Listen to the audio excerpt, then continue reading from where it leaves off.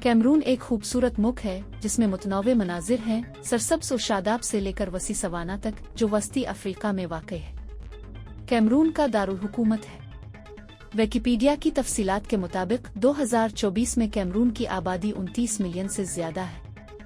सिनफी दर्जा बंदी से पता चलता है कि तकरीबन 50.2% ख़वातीन और 49.8% मर्द है। मजहबी साख्त में तकरीबन 70% मसीही, 20% मुसलमान और बकिया 10% रिवायती अफ्रीकी मज़ाहिब और दीगर अकायद के पैरोकारों पर मुश्तमिल है। फारूक की कहानी कैमरून के बाज़ हिस्सों में बहुत से मसीहियों को दरपेश तल्ख़ हकीकतों को वाज़े तौर पर बयान किया गया है। इंतहापसंद ग्रोहों की तरफ से शरीक कानून के पुरतशद्दुद नफा से इसके घर से निकाला गया। इसका तजर्बा लोगों को उनकी मजहबी शनाख्त की बुनियाद पर बरा रास्त निशाना बनाने की निशानदेही करता है। ये नकल मकानी और तशद्दुद का खौफ मजहबी जुल्म व सितम की अलामत है, जो अफराद से उनके अकीदे की वजह से उनकी सलामती, घरों और तर्ज जिंदगी को छीन लेते हैं।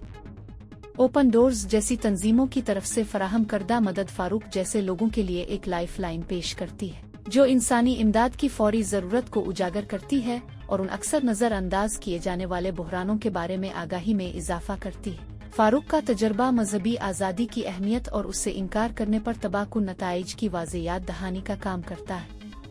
इसकी कहानी कैमरून और इसी तरह के ख़तों में मसीहियों को दरपेश मखसूस चैलेंजों पर बैन अल-अक़वामी तवज्जो का मुतालबा करती है।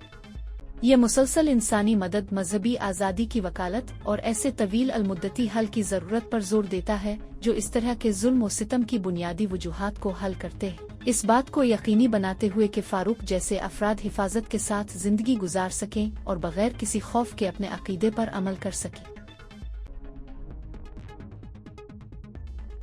अगर आप मजीद ऐसी वीडियोस देखना चाहते हैं और आपको हमारी वीडियो पसंद आई तो हमारा चैनल सब्सक्राइब करें। मालूमात का काबिल एतमाद ज़रिया CRC, जुड़े रहें CRC के साथ।